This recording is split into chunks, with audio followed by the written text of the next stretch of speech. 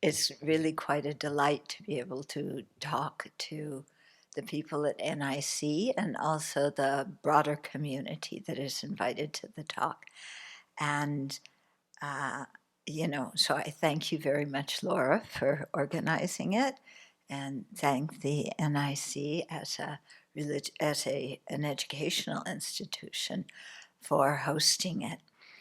So, we're going to talk about resilience and confidence and joy, and how in the world are we going to do that?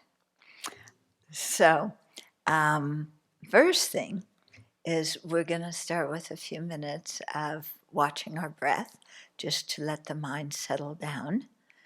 Okay, so watching the breath is something that a lot of people do. I remember in kindergarten doing it. Do you remember in kindergarten? Yeah, when you ran around at recess and you came in and you had to put your head down and watch your breath. So we're not going to put our heads down. We're going to stay awake. Okay, but just sit up straight, breathe normally and naturally. Don't force your breath at all. But be aware of the breath as it goes in and out.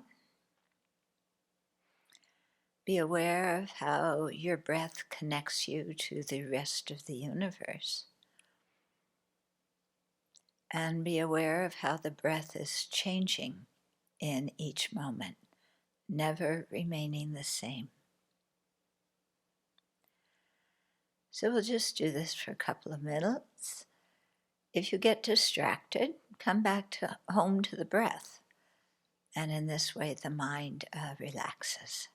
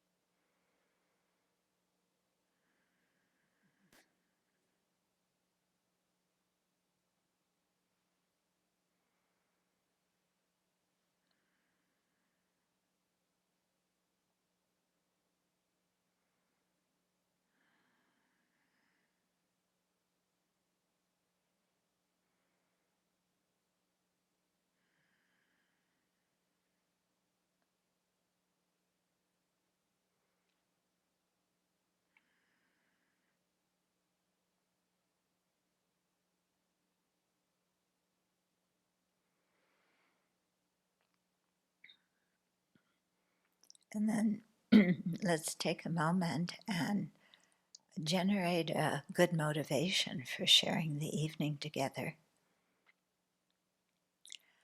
So let's think that we will learn and listen this evening so that we can develop our inner qualities of confidence and resilience and joy.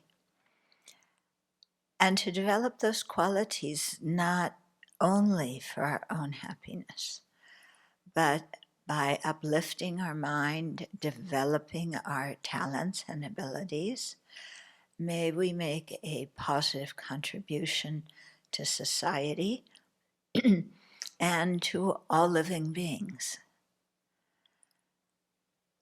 So let's start off with a very broad mind, a very big mind, seeing that what we're doing now is really for the benefit of all beings.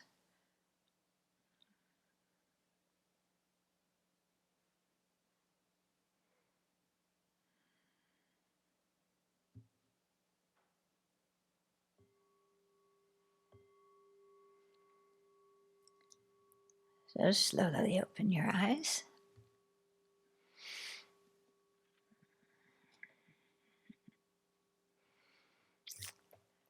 Okay. Now, you may wonder a little bit about that motivation. First of all, why in the world would we have motivation to benefit all living beings? Yeah, why? So often we are taught to think about ourselves, our families, the people that we're close to. Yeah? And so we often divide ourselves into groups. This group, that group, my friends, my enemies. Uh, and then our life gets very complicated because we're attracted to some people, then we have aversion for others. When some people do well, we're jealous of them.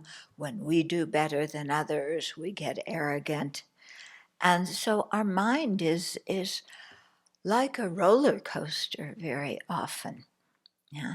And we're often not so in touch with why we do what we do. You know, it's like all of our friends are doing this or that, so we go along and we do it too. But why? Yeah. What's motivating us? So this is a very important question, I think. And uh, and I think it applies very much to this topic of confidence, because so often we evaluate our own actions according to what other people say and think about what we did. Okay, so we're very outer focused. We take what people say and think about us as the truth, and then we react to it. So we get some criticism, we're angry, we're depressed. We get praise, we kind of hold our nose in the air a little bit. Yeah. So we're always looking outside to other people to tell us who we are and if we're good, if we're bad. Yeah. And we take what other people's opinions of us as the truth.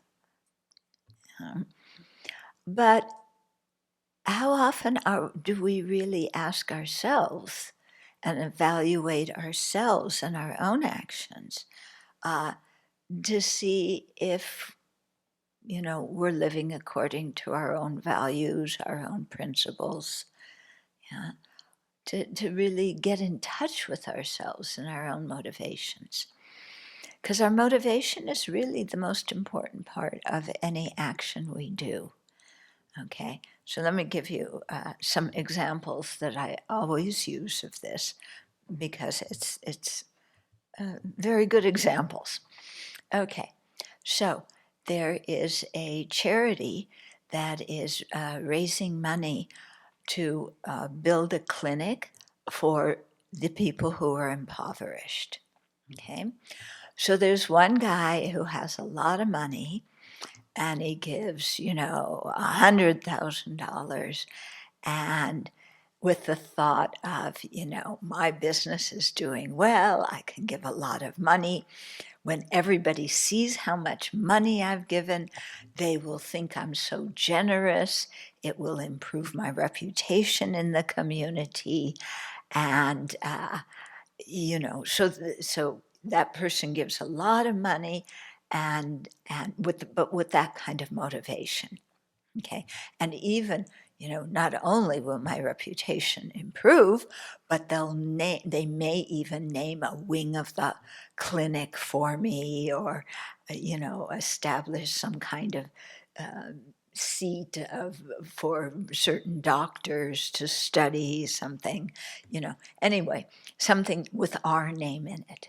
Yeah. Or I should say this guy's name, whoever he is, some fictitious character we're making up. Okay, so that person in our society, when we hear, oh wow, he gave 100K to this charity, fantastic. Oh, he's so generous. He's so kind. Da, da, da, da, da, da, da. They write about him in the newspaper and people praise him, and he feels kind of good about himself. Okay, then there's somebody else who doesn't have a lot of money, and so they give $20 or maybe even only 10, but their thought when they give is, oh, I'm so glad they're building this clinic, and may all the people who usually don't have access to good medical care now have access, and may everybody who comes to the clinic be healed from whatever illness or injury they have. And they give their $20. Okay, so do people make a big deal out of the person who gave $20? No, they don't even mention his name. The person who gave 100,000, wow, da, da, da, da, da. But if we look at the motivation for why they gave, what their thought was, who was the generous person? Yeah, was it the person who gave a lot of money so that he would get fame and reputation in the community, and maybe even his name on one wing of the hospital? Or was it the person who gave $20 but with a really sincere, heartfelt wish that people recover from their illnesses and injuries? Who was the generous person? Yeah. So according to society, it was the person who gave a lot of money. But if we look at that person's motivation, their motivation was not generous at all. Their motivation was completely self-absorbed, so that I can look good, I can get a reputation, people will say good things about me. Yeah. But when you look at the person who gave $20, they were really sincere and gave with, such a compassionate heart. But nobody talks about them and their gift. Okay, nobody praises them. Nobody knows their name. Okay, so what we're seeing here is what society says, what other people say about somebody is not always accurate. Yeah, if we have to look at somebody's motivation, to really tell if they're generous or not. And so the same thing with us. Yeah, we're often looking to other people for praise or whatever so that we feel good about ourselves. But other people can't see our motivations. Only we can. And so it's very important that we learn to evaluate our own actions by acknowledging in a very honest way what our motivations are. Yeah, because we're all very good at looking good without necessarily having a kind heart. Yeah. Do you agree? Do you know how to look good to other people when you go in certain situations? Yeah. When you go to apply for a job, do you know how to look good? Yeah. And you put on this certain kind of persona when you go for your job interview, and you talk about all your good qualities, and even if the person who's interviewing you asks you if you know how to do a certain thing, but you have no idea, you don't say, I don't know, because it's a job interview and you're selling yourself like a product. So you say, no, I don't, but I'm a very fast learner. Okay. See, we cover up our faults. We're not honest. Okay. We're trying to act a script so that other people will think we're good. Yeah. But then when other people criticize us, we think that must be the truth of who we are, and we get really upset. Yeah? Like, oh, somebody criticized me. Oh, I must be a horrible person. I'm sure they're talking behind my back to all my friends. You know, you look on TikTok and you're trying to accumulate clicks so you get promoted to be an influencer. But, instead there's a lot of thumbs down, and you go, oh God, I'm trying so hard and I'm not popular at all. And but what I'm doing, I love doing it. It's really coming from my heart, but nobody likes it. And I go, oh, that's what's wrong with me. And we go into this kind of emotional crisis. But why? If we know in our own hearts what we're doing with a good motivation. We're doing it, something, I don't know what we're doing on TikTok, but we're doing it because we enjoy it. We want to share it with other people. Yeah. Then if some people don't like it, why do we get so upset? That's just their opinion. Yeah. So when we're sensitive to these kinds of things, yeah, then I know for myself, I always remind myself, hey, it's a free world. Everybody is entitled to their own opinion of me. Yeah? But that doesn't mean that their opinion of me is true.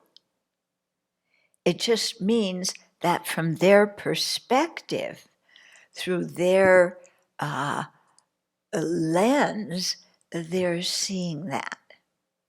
Yeah. But I'm the one who really knows what my reality is.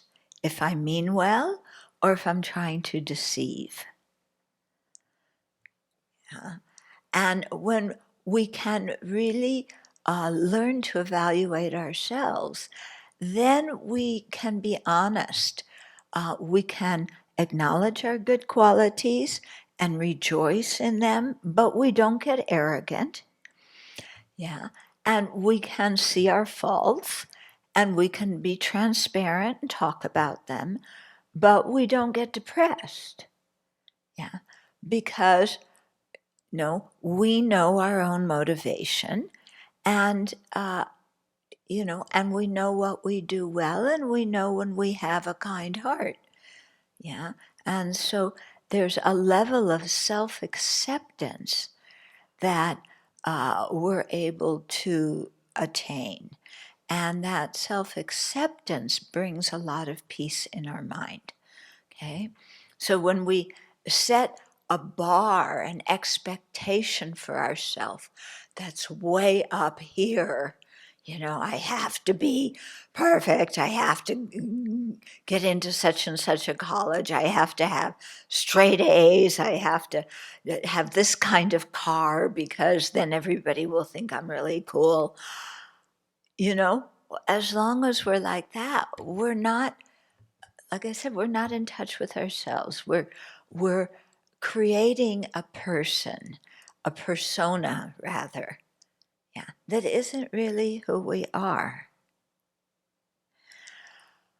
But as one of my teachers says, who we are is good enough. Yeah. We don't have to create that unrealistic ideal of who we should be and then criticize ourselves when we don't meet it, or when other people, tear us down and, criticize us and point out our faults. So this whole thing about looking for reputation, looking for approval, yeah, is something that most people are involved in, but it really makes us quite miserable as individuals. And it can also be very confusing, okay? I've had the experience, yeah, I'm a Buddhist nun. One time it happened some years ago.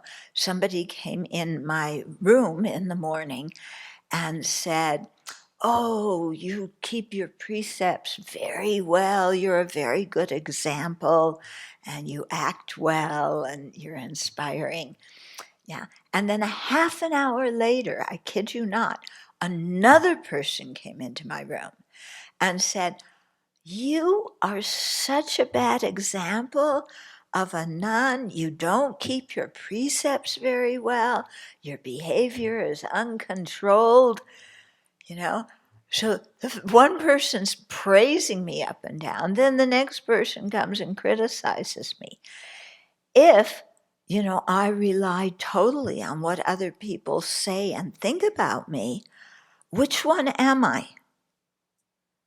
Because within a half an hour, I got told I was two very different people. One fantastic, one a lax, lazy person, yeah? So which one am I? Yeah, if we rely on what other people say for our self-esteem, it can be very, very confusing. Yeah?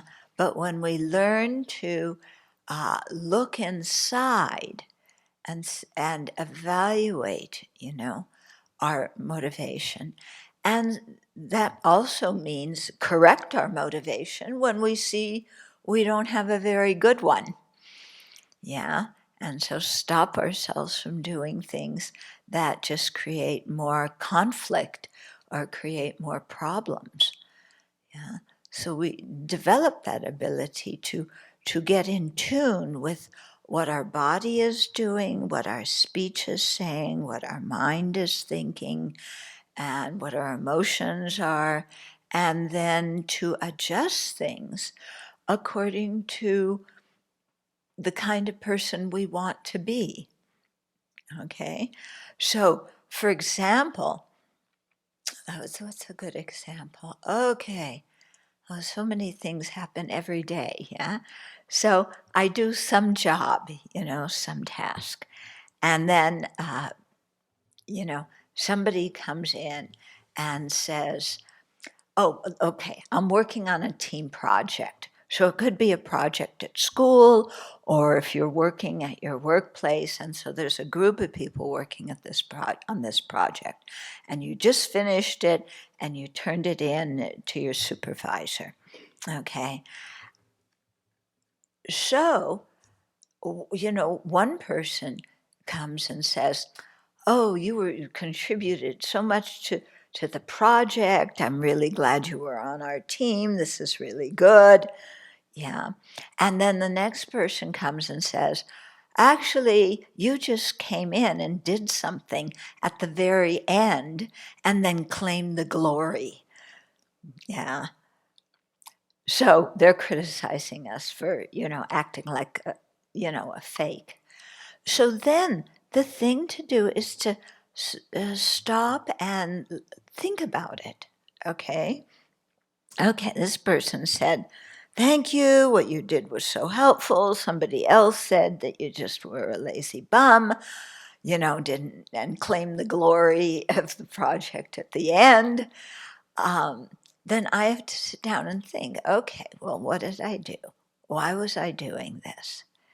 And then in the process of that, I may discover, like, oh, it was a project about something that I really was interested in and I enjoyed doing. And I wanted to participate in this and then share it with other people. And that was my motivation. And so, yeah, that was an okay motivation. Yeah. I was doing something that I thought was a good project, and I contributed my best to it. So some people say, great, other people criticize, but I know my own reality. Okay. Or when I check my own motivation, I may discover, well, actually, I joined that team because I thought I could let them do most of the work, and then I could just slip in at the end and look good. And then we realized, oh, my motivation was completely self-centered. Yeah, I want to, to get a good grade, or I want to get accepted for this job. I want to get the promotion. But I was not acting in a very sincere way. I was really being phony baloney. And then, like, oh, okay. When I act like that, yeah, and I'm not sincere, and I'm just trying to sell myself like I'm some kind of product so that other people will like me, that's not the way I really want to live. I want to be a kind person. I want to be a truthful person. I want to be an honest person. Yeah. So, yeah, the person who criticized me, they actually were very helpful because they pointed out my blind spots in this whole thing. And I really don't want to continue to act like that. So I need to change. I need to watch, what I'm thinking and saying and doing better, and make sure my actions correspond with my own values. Okay? So you see, you can react, people can say all different sorts of things, but we're the only one who really knows what our motivation is. And so we have to examine that, and then we can evaluate ourselves. Is this a good motivation? One that is kind, one that is sharing my talents? Or is this a selfish motivation where I'm just trying to look good to other people so that I can get some benefit? Like get the job or get more money or something like that. Okay? Yeah, communicating? Is this making some sense to you? Yeah. So then the question comes, okay, so that, well, before I get there, so we've been talking a lot about reputation, and we're very attached to our reputation, yeah, and especially on social media. I'm not so, social media has some good qualities, but it actually distorts us in some ways because we're all trying to create an image, and I think especially on dating apps, you know, so I'm talking to a college age group. I'm sure people go on, dating apps. So, you try and make yourself look good on a dating app. Okay, you create a persona, whether you are that way or not. Yeah, you're trying to be what you think other people think you should be. Okay, are you getting what I'm saying? I have my idea of what other people would like if I, presented myself as a certain kind of person. So I'm trying to be what I think they think I should be. Okay, so it gets really, really confusing because you date different people, and one person wants you to be funny and the other person wants you to be serious. And one person, wants your body to look one way and another person wants it to look another way. And you're stuck, like, who am I? Who do I try and become? Yeah. And totally out of touch with what's in your own heart, And do you really want to get in a relationship with somebody who only likes you because you fulfill their criteria? But as soon as you don't fulfill their criteria, they go, blah, you know? Or do you want to have a relationship with somebody who you can be honest with and direct with, and you can relax and be yourself with? Okay? Because always trying to be what you think other people think you should be, it is exhausting. Okay? Because first of all, everybody wants you to be somebody different. Yeah? When on the dating app, okay, there's somebody that clicks you, they want you to be one way. Your parents, you're trying to please your parents too. They want you to be another way. Yeah. Somebody who's offering you a job, they want you to be another way. Yeah. And then the only person you can really relax around is your pet dog or pet cat, because they don't care how you are. As long as you feed them, they love you. Okay. And so you can relax. You don't have to try and impress your dog or impress your cats. We have 4 cats up here, and we love them very much, but we don't try and impress them. We're not competing about who's going to be the most popular human being amongst the 4 cats. Okay, so yeah, not paying so much attention to reputation, because what is a reputation? Yeah, we all say, "Oh, I want to have a good reputation." What's a reputation? It is just other people's thoughts. Okay, isn't it? Isn't that all your reputation is? Is other people's thoughts. Are other people's thoughts stable? Or do they change their mind a lot? Their mind changes all the time, doesn't it? Their thoughts are not stable.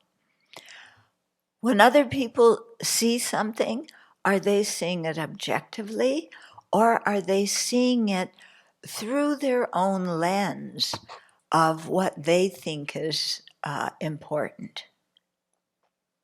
Yeah, they're seeing it through their own lens, and they're judging us through their own lens, not objectively. Okay, so when we can really think about this, then we stop being so attached to our reputation. And then if somebody praises us, we say thank you, but we don't get all puffed up about it. And if somebody criticizes us, we think about it and we learn from it. And maybe that person is right. Their assessment, what they said, yes, I have that fault. But maybe they also don't have complete information about the situation. So what they're saying is not accurate at all. So if that's the case, why get angry at them and why get bummed out about it? Yeah, think about it. It's really true. Why you get so emotionally reactive to what people say? Mm-hmm. So it's like somebody may say, "Oh, you have a big nose." Yeah. And you check, and especially if you're me, yes, that's true. I have quite a good sized nose. Okay. I'm not allowed to say big anymore. I have to say endowed. I have to be politically correct about how I describe my nose. So, yes, what they say, I have a big nose. Yeah. What am I going to do? Say, no, I don't have a big nose. I'm not going to acknowledge that to you. I'm going to get defensive and tell you that you're hateful and you're out to get me and you're not looking at me accurately and, this isn't true, blah, blah, blah, blah, blah, blah, and go like that and try and pretend I don't have a big nose, okay? That's ridiculous, isn't it? I have a big nose. I know I have one. Everybody else knows I have one. Who am I kidding when I get all defensive and say, no, no, no, no, no, no, I don't have a big nose? So it's like that when we make a mistake, okay? Or when we have a bad habit. People see it. Why am I trying to hide it? It's reality. If I acknowledge, yes, I have that bad habit. And, I need to change it. And I'm going to try step by step slowly to change it. That's much more honest than saying, no, no, no, I don't have that fault. Okay? On the other hand, okay, so sometimes when people criticize us, yes, we have that fault. We have to own it. Yeah. Sometimes people criticize us, but what they're saying is really outlandish. It doesn't apply to us at all. Like somebody says, you have horns growing out the side of your head. You've checked. No, there's no horns there. That person is mistaken. I don't need to get angry at them. I don't need to get upset. I can explain to them that's just the way my hair was looking, or who knows what it was, okay? Yeah, it's not horns, don't. Yeah. So either way, the point we're getting at here is when people criticize us, whether we have that fault or don't have it, there's no reason to get angry and upset and defensive. If I have that fault, I admit it. They know it. I know it. It's true. Who am I trying to fool? If I don't have that fault or I didn't make that mistake, again, no reason to get defensive. Yeah, no reason to get angry, because that person doesn't have the right information to be able to evaluate, the situation. So these are what we're talking about here is looking at our own thoughts and seeing how our own thoughts create our reality. So I think especially during COVID, when people had to stay home, then people's thoughts kind of may have become more morose and more depressed. Oh, I can't go see my friends. I can't go out and do all the things I want to do. My parents are sick or my siblings are sick and I'm worried about them. And, how long is COVID going to last? And, we can have those kind of thoughts that go round and around, round in circles. And then, feel very unhappy. Yeah. Living in COVID, having to take classes online, not being able to see real human beings and be with your friends. Yeah. So, the external situation is what it is. Yeah. But we could see it in that way where I don't like this at all and feel quite down about the whole scene of COVID. Or, as many people have done during COVID, is they started learning new things. Yeah. And we saw, for example, here at the Abbey, we started doing more and more online activities.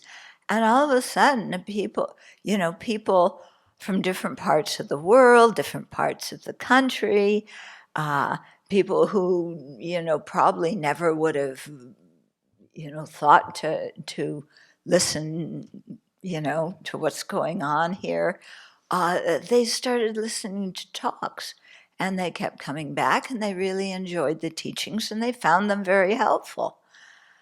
Yeah.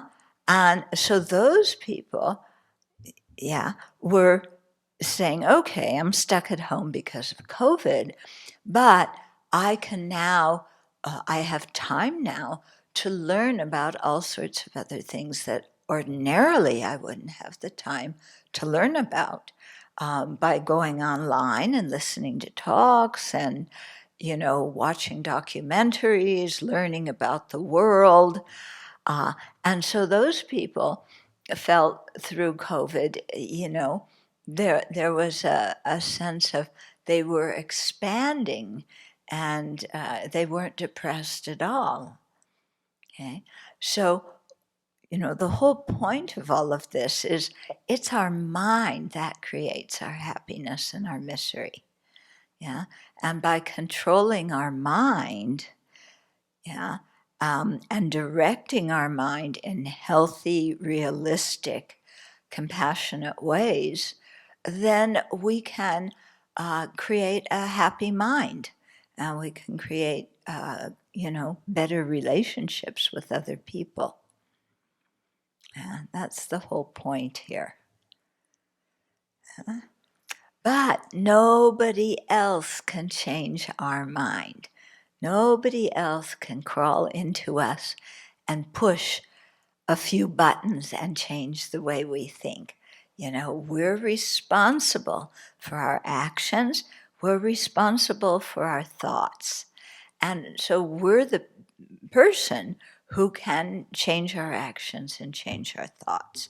Of course, sometimes we really need help doing that.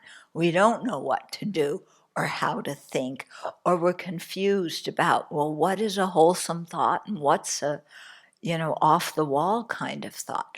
So, but there's people that we can ask for advice, for counseling, for help. And then through, listening and learning, then we can, learn to direct our own mind and our own actions in a way so that we feel good about ourselves.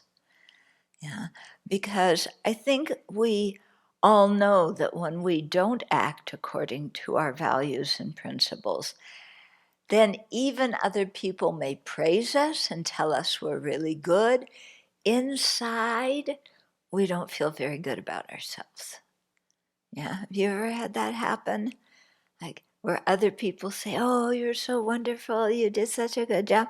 And you're going, well, if you really knew what my motivation was, and you really knew that I only was successful because I pulled a lot of strings and took advantages of things that other people weren't able to. Yeah. So you don't feel good about your own behavior. But other people say, oh, you're so wonderful, this is great. Yeah. But at the end of the day, we have to live with ourselves. Yeah. And when we die, our reputation doesn't count for anything. Yeah. I mean, when we're gone, they write an obituary, but we aren't even around to enjoy it, if people praise us. Yeah. So what's the use of trying to look good like that? The real thing that is important at the end of the day, and the end of the day can mean the end of our life. It can mean at the end of each day we're alive when we go to bed. Do we feel good about what we've done? Yeah. And if we don't, the solution is not to beat ourselves up and criticize ourselves. The solution is to think about, okay, what kind of person do I want to be, and how do I train my mind to develop those qualities? Okay, so it involves deliberately training the mind. It's not a thing of a phony baloney, I'm going to fake it and look this way, okay? But it's training our mind to have the kind of thoughts and feelings that we admire, and slowly become the kind of person we want to be, and then we feel comfortable in our own skin. Yeah. And when we go to bed in the evening, yeah, good, I'm glad what I did was good today. Or some days we blow it and we mess up. Okay, well, yeah, I blew it today. Okay, what was going on? Why did I act that way? Why was I thinking that way? How else could I have thought or acted in that situation? And so in that way, you transform your own mind. You look at things in a different perspective. Okay, so this is this is our life's work. Yeah. And so what I recommend as a practice is when you first wake up in the morning to think, what is really important in my life? Yeah, what is really important? Now, I don't know about you, but for me, the most important thing is not to harm anybody. More than anything, I don't want to harm anybody.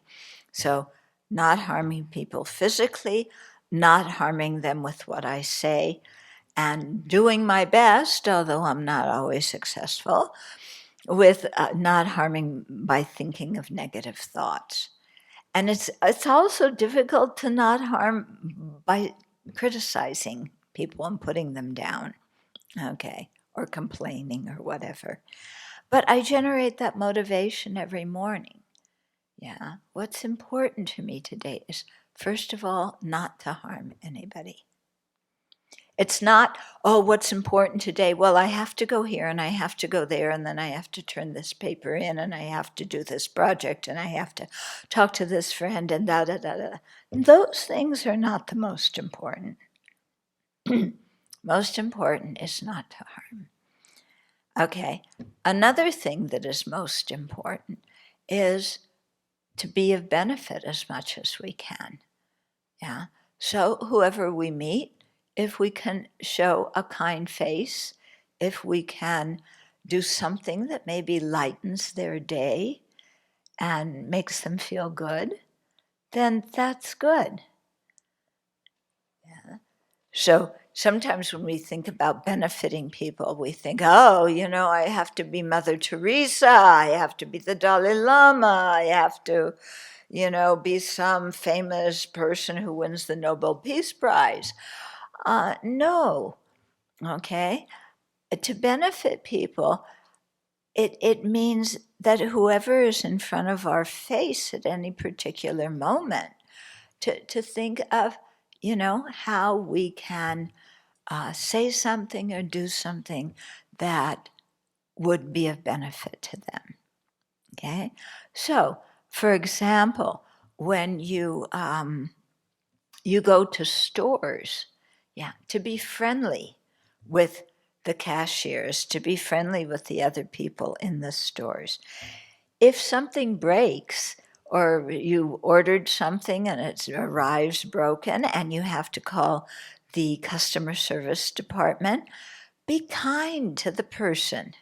Instead of, your company sent me this lousy piece of junk and charged me, and no, just, that person, they're just trying to do their job. And if you're kind to them, they will definitely help you. Okay? So, there's so many different ways to be kind. And especially whether you're living with your parents, living with roommates, be considerate. Wash your own dishes. Take out the garbage. Yeah? Vacuum or sweep the floor. Yeah? It's these things, they're so small, but if we do them, it benefits the people that we share the environment with. Whereas if we just go around, I want to do this, I want to do that, you can clean up after me, I don't feel like washing my dishes now, I'll wash them in 3 days, so just be quiet. If we have that kind of attitude, that's not helping other people, and it's not helping us. Yeah. But if we change our attitude, then it can create a whole different feeling with the people that we live with and the people that we are around all day. Yeah. So if somebody doesn't like you parking in their parking space, even though their parking space is closer to where you live, but it disturbs them, and it is theirs, then park somewhere else and you walk an extra 15 seconds. It's like so many times we get so attached to these very small things, and then our ego gets stuck in them, and I'm going to defend, this, you say it's your parking space, but it's closer to my apartment, so I'm going to park here. You go park wherever you want to, but I'm taking over this parking space. What are we getting out of it? Yeah? Putting up our ego, having a false sense of power. Oh, look, I'm so powerful, I can make all these people mad.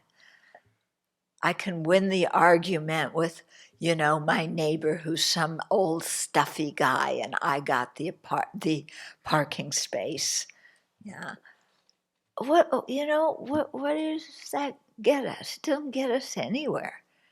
Make that person happy. Oh, okay, sorry, I'll park somewhere else. You park somewhere else, you walk a few seconds longer. That person's happy, they're peaceful, you're okay. Yeah, why not? And when we ask why not, what we see is my ego. This is me. I want this. I've got to be victorious. I've got to get my way. Yeah? For what? For what? If we're polite to other people, it just makes the whole world much better. And sometimes in our energy to, show the other guy that he's wrong and to, stake out our territory, we can create a lot of problems. One young man told me one time that he was driving on the highway with his girlfriend, or actually it was his fiancée, and they were driving along and somebody cut them off on the highway. Okay, so he just got so mad. This idiot cut me off on the highway. Who does he think he is?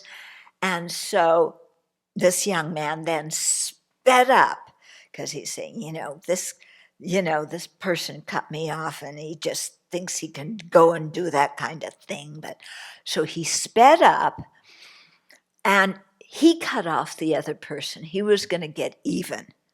So he cut off the other person on the highway. But in doing so, he lost control of his own car. And his car went over, he told me, it went over 4 lanes of the highway and ended, halfway in a ditch. And he and his fiancée were just both shocked. And then he realized that by trying to get revenge for somebody cutting him off on the highway, that he almost killed his fiancée. One of the people he loved the most, he almost killed her because of his anger over some small thing.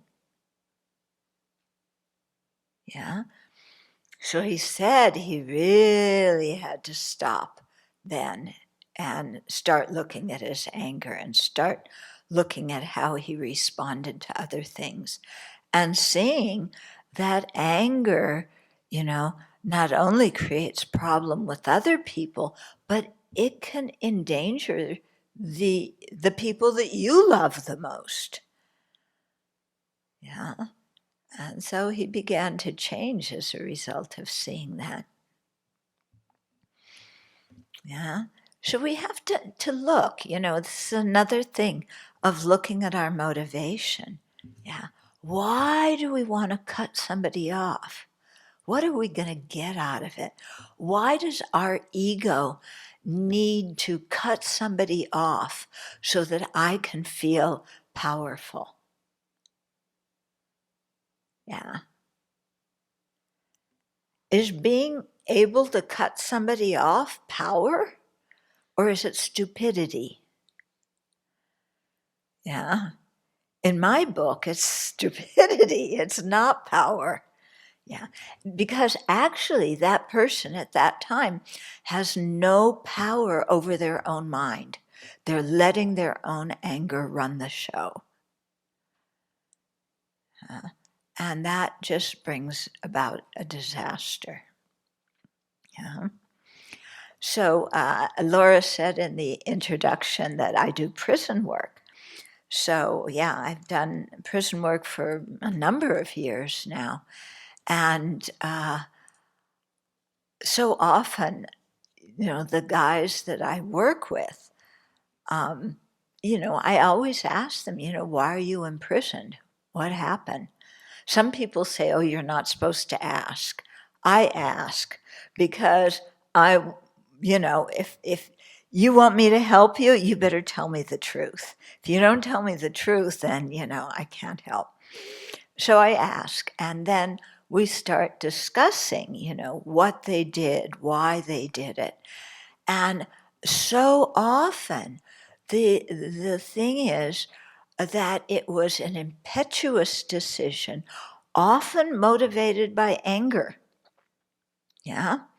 And they happened to have a gun nearby, and they used it. And then, they may have been 18, 19, 20 when they did that. And then the rest of their life they spend behind bars. And that's a tragedy, because everybody has some good qualities. But the justice system puts them behind bars for something, a decision they made, an action they did that took maybe 10, 15 seconds. Yeah. But because they didn't have control of their own mind and they thought, oh, I'm angry, and my anger, when I'm angry, I have to get revenge and I have to show people who's who, and a certain kind of pride, actually, a certain kind of arrogance. Yeah. And then for what purpose? Yeah. So you can spend the rest of your life in prison. Mm-hmm. So it's something to think about. And, if we see that we are quick to anger, or if we see that we only feel powerful when we can suppress somebody else, then we need to stop and think, if I have that motivation, that kind of emotion a lot, and it motivates me to do things, am I going to put myself in danger of harming others and harming myself by committing some kind of crime? Yeah. And to really think about that. And if we have a problem with anger, admit it, start to learn the different antidotes to anger, how to think differently, and then apply them. Okay. Yeah, I learn a lot from the people that I work with in prison. Yeah, really learn a lot, and see a lot of wasted potential because of people in a fit of rage or a fit of greed or something make bad decisions. Okay, so Laura had mentioned that there was going to be time for questions. So I think let's open it to questions now. I'm wondering if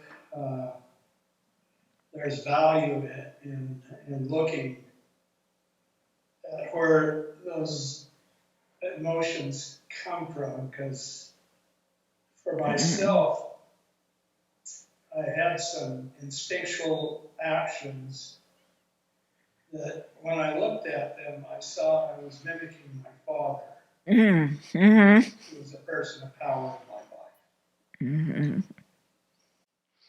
Yeah, so sometimes when we look at our actions, we see that they've been conditioned by experiences we've had in the past or by people whose behavior we have observed in the past.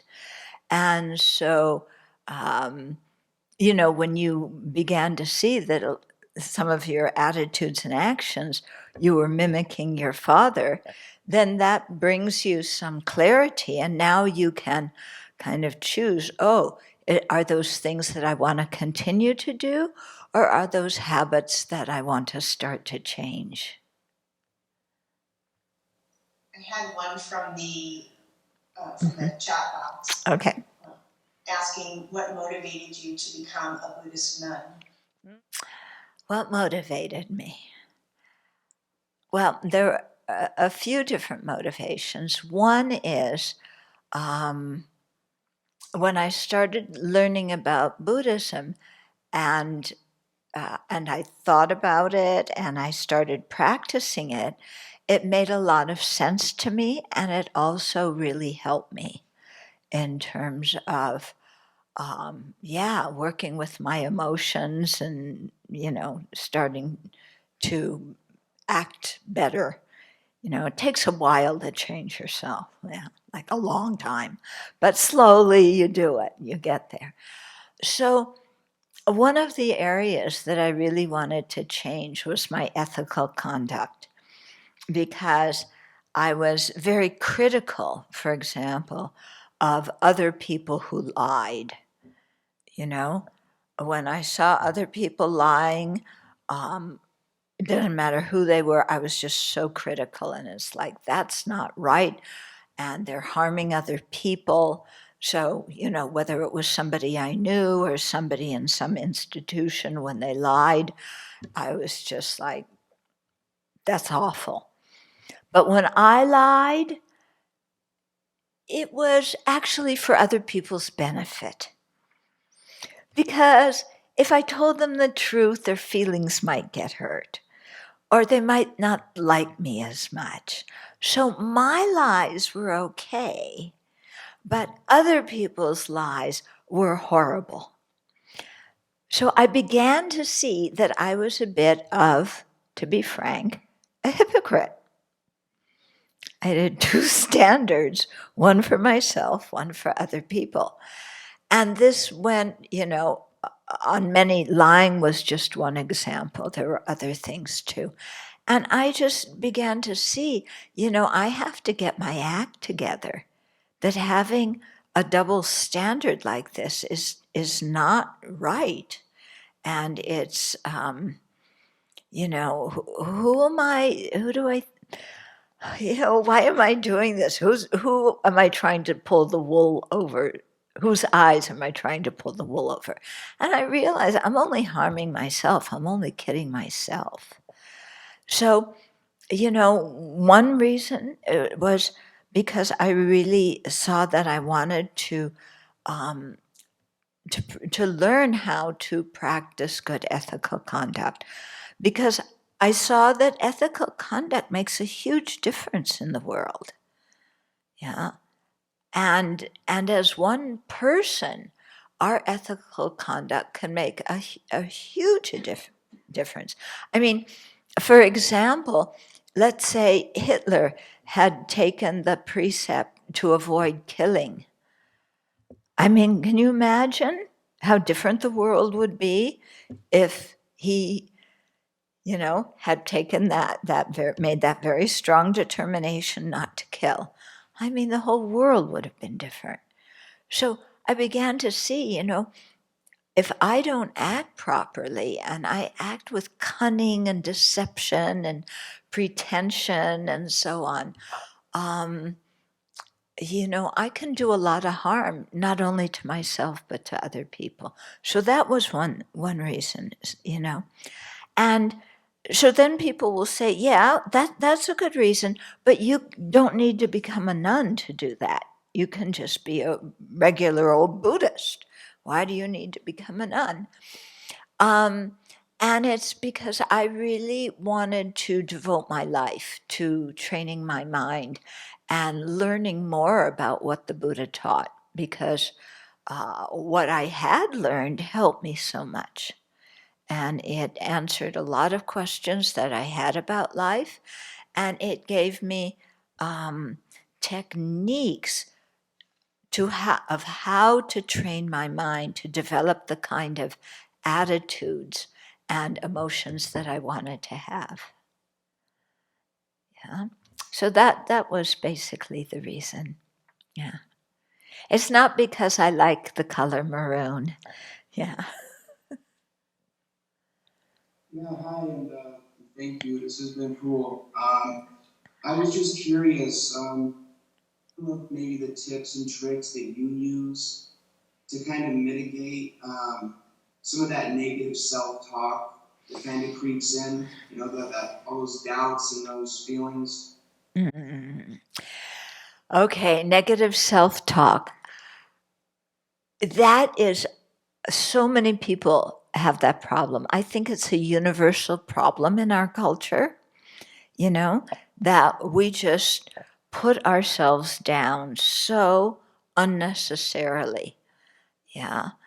So, like, if I make a mistake, instead of just saying, I made a mistake, I'm going to learn from it, so I do something different next time.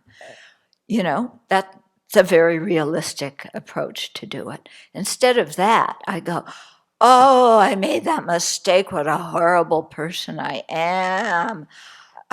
Everybody, if they knew I made that mistake, they'll know that I'm really degenerate. I'm never going to amount to anything. My whole life is going to be a mess. I'm just so awful. I can't do anything right, and nobody loves me, and there's no reason for anybody to love me.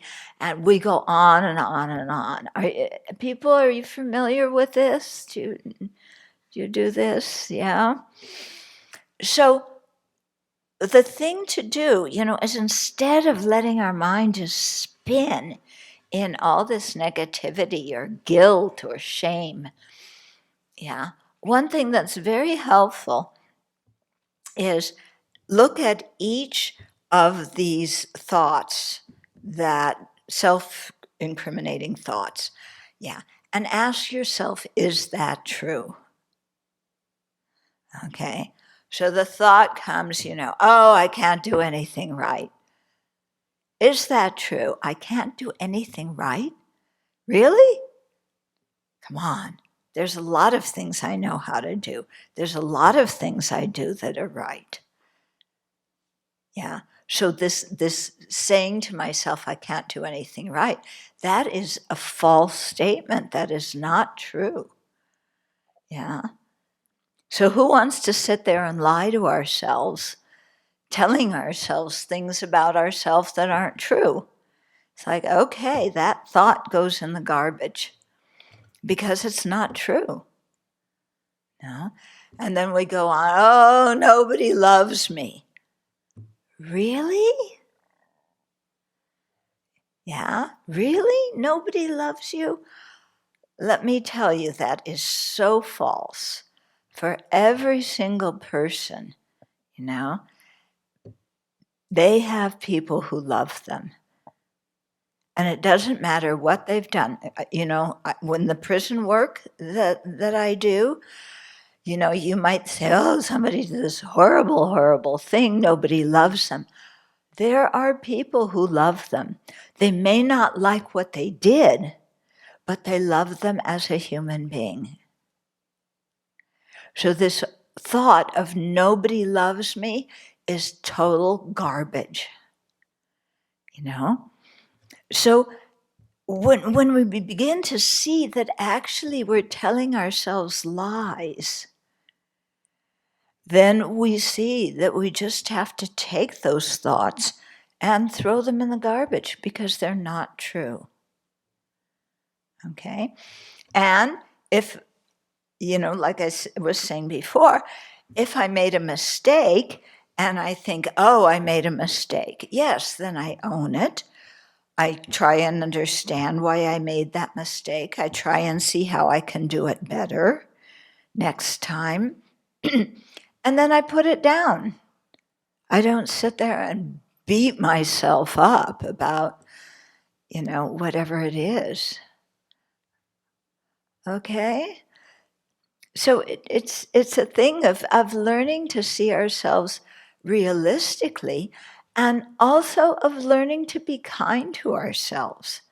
Yeah, sometimes we do blow it, but we can be patient to ourselves. We can be, you know, kind to ourselves. And, you know, if we make excuses for our bad behavior, that's not good. But if we own it and we try and change it, then nothing to be ashamed of. Yeah. And if we made a mistake, we go and apologize.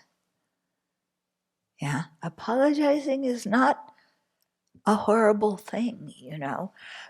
People think that if they apologize that their whole reputation is going down, you know, that you have to be strong and victorious and never give in. And that's a bunch of BS. Okay? So, you know, if we need to apologize, we apologize. Then we drop it. Yeah, we don't keep going round and round. So there are now 3 questions in the chat, and, Okay. and then Will. So one of the questions is, how do you handle dealing with other people who continually act from a negative space? Do you stop talking to them or being around them? It depends on the person. It depends on the situation. You know, if they're just being really negative and they're trying to draw you into that negativity and you don't have the, you know, and it really gets you down, then it's good. Maybe step back and don't be around that person so much. On the other hand, if somebody's very negative, instead of getting mad at them for being negative, you can have compassion for them, you know, saying that, you know, oh, why is this person being so negative? They're suffering inside. If they weren't so unhappy and miserable, they wouldn't be talking like this. So in that way, instead of getting angry at them, yeah, you can have some compassion for their suffering, but that doesn't mean you need to make them your best friend and always be around them either. You can take some space. This one says, can I ask how you cope with depression? You know, I used to get a lot, got quite depressed when I was younger. Once I started meditating and studying the Buddha's teachings and learning to examine my own mind, the depression just went away by itself. Yeah, I didn't have to do anything particular against it because I was, yeah, I was learning the tools for how to have a happy mind. Okay, so for example, you know, I don't know about you, but when I grew up, I was always told, love thy neighbor as thyself. Okay, so it sounds great, but I didn't see other people who did that. And I certainly didn't love everybody else. I thought a lot of people were creeps, and I didn't want to be around them, and I thought they were jerks. Yeah. And, and then I didn't feel cared for, and all the usual things that you go through as you're trying to go from adolescence into adulthood, with a lot of depression in there. But then when I started studying Buddhism, and I learned, for example, how to generate a positive attitude towards others. Yeah. And so there's a whole meditation that we do where we think about the kindness of other people and how other people have been kind to us. And this was something that I was like, oh, wow, because I was so used to just like, no, people are not very kind to me, and I'm not treated well, and I don't have this, and and I was getting really depressed because of that, and also depressed because I was quite confused just about life in general. But when I started doing this meditation, seeing the kindness of other sentient beings, I began to see, wow, my parents, who I usually spent a lot of time complaining about and criticizing, oh, they actually have been kind to me. I just took that for granted for a long time. Okay, they have their faults, but they've also been kind. And then I began to look around, not only at the people that I knew, and many of them just did very small acts of kindness, very small, but I began to see all the small acts of kindness that we experience every day. And then to begin to see, like strangers, how kind strangers are. You ride on the bus. Well, somebody's driving the bus. Somebody made the bus. Somebody worked in the mines to get the metal that the bus is made out of. Somebody worked on the rubber plantations to get the rubber that the tires are made out of. And I began to see, wow, these people may not know me, and I don't know them, but I benefit from their actions, and that's good enough to say that they've been kind to me. And so as I began to really think about that and see that I've been the recipient of tremendous kindness, from my teacher, from friends, relatives, even people who criticize me, if I learned something from what they've done, that I can say that that was a kindness. And so as I began to really open my eyes to how interdependent we are and how much I rely on other people just to stay alive, oh, the farmers, they've been kind to me. I don't know them, but they worked hard, growing these crops or picking the fruit. They've been kind to me. So the more I started to see that, the depression really, it just automatically lessened. Yeah. Okay. So there's many of these kind of meditations that I began to learn how to look at situations differently. And they wound up being an antidote to depression for me.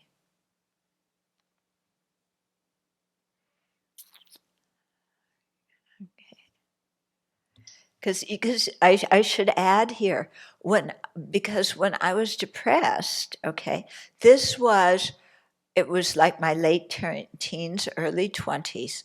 So it was before a lot of you were born. It was, you know, around the late 60s, early 70s. So nobody talked then, nobody, you know, giving drugs for depression, that didn't happen then. And going for counseling, not very many people did that. So the world's really changed a lot since that time. Okay, so I'll read the last question from the chat, and then you can have a chance to ask your question. Thank you for waiting. Okay. Jackson asked, many things you spoke of during this talk, such as on the topic of the structure of the psyche, reminded me of Jungian psychology and the works of Carl Jung. Mm-hmm. Are you familiar with his work and similarities with Eastern views on Taoism and Buddhism? And thank you for the talk. Yeah, okay. I'm a little familiar with it. I read a lot of Jung many years ago, but I can't remember everything I learned. But I did read it, and I did, you know, respect his position on a lot of things. There was a lot to learn. Do you feel like there is a root cause to negative self-talk, especially if you're the type of person who is normally well thought of amongst your peers? Yes. Short answer, yes. In Buddhism, we talk about the root cause being that we do not perceive either ourselves or other people or other phenomena accurately. But especially with ourselves, the way we see ourselves is usually not in a realistic way. Yeah. And it's unrealistic in many different sorts of ways, okay? So one way in which our view of ourselves is unrealistic is self-centeredness. We think that we are the most important person in the world, that everything should happen the way we want it to happen, that, you know, everybody should like us, everybody should be nice. So, you know, this whole idea of I'm the center of the universe. So therefore, I should have everything I want, everybody should like me, etc., etc. So that kind of self-preoccupation, you know, then filters into our life in so many situations. And one of these is the negative self-talk, okay? Because it's very interesting when we're spinning around the negative self-talk,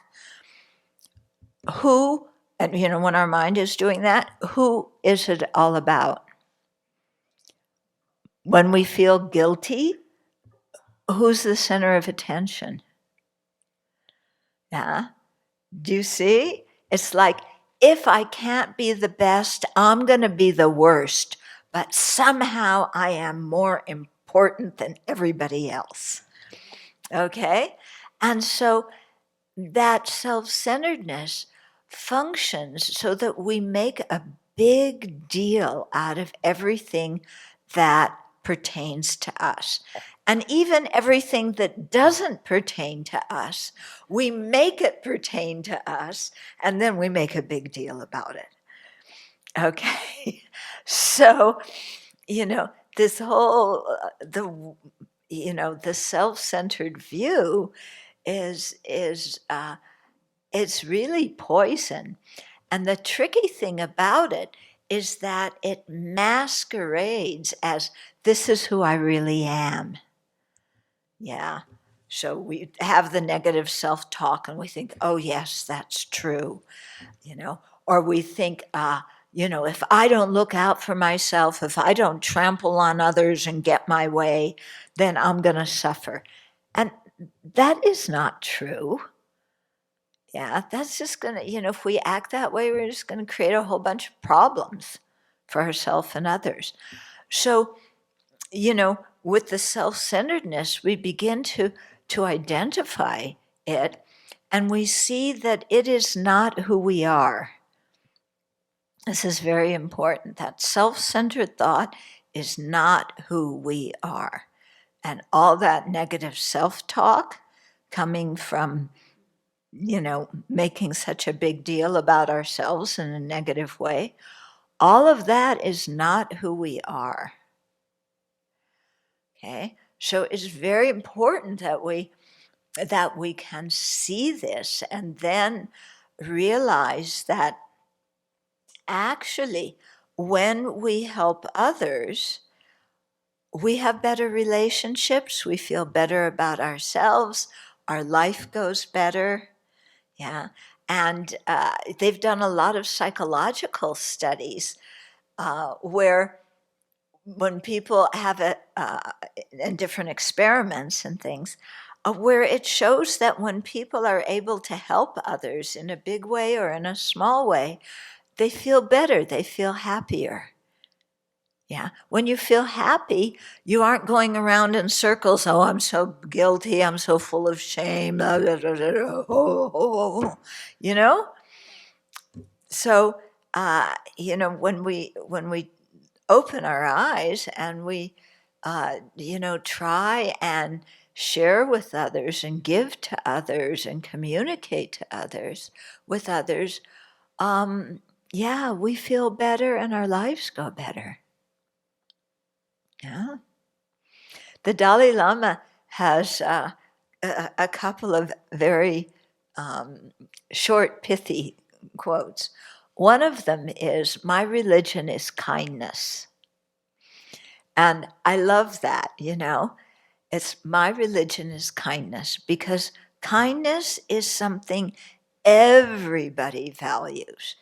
Doesn't matter whether you believe in a religion or you don't, or it doesn't matter what religion you believe in. Everybody, no matter who they are, appreciates kindness. Yeah? So if we put some kindness into our life, instead of waiting for other people to be kind to us, if we start being kind to them, then things really begin to change. Yeah? Make some sense? Whereas when you see the people who are always going, I'm the greatest, I'm the this, I can do this, and other people can't, I'm so wonderful. These people, the very arrogant people, if you really look in their hearts, they're not very happy. Because somebody who's happy, who has self-confidence, doesn't need to go around acting like that. Yeah. Somebody who really believes in themselves, they can be humble, they can be kind, they don't feel like they're giving up anything. Yeah. Whereas unhappy people always trying to prove themselves or boast about themselves. Yeah. So we can have compassion for those people. There is one more question. Okay, we'll do one more. She would love to know if you have, would love to know if you have a favorite novel, film, or poem, and why it's your favorite. Ah. I hear laughing back there. Yeah. I've never thought about that. Yeah, my favorite film or poem or novel. I don't know. I've never really thought about that, so I can't give you an answer. So let's just do a little dedication and rejoicing to conclude our evening. Yeah. So you can lower your eyes and just feel good about what we've done together as a group this evening. The fact that we've really listened and thought about things and learned some things that can be useful in our life. So let's rejoice that we all had a good motivation, for sharing the evening together. We did something positive. And now let's, in our heart, share all of that good energy and think that we are giving it out to the world.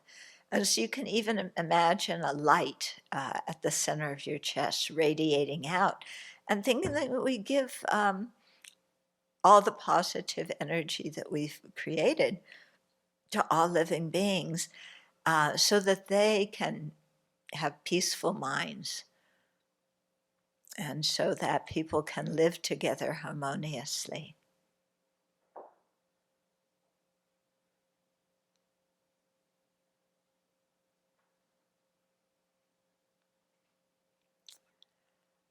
Okay, so thank you all very much, and you're very welcome to come visit the Abbey.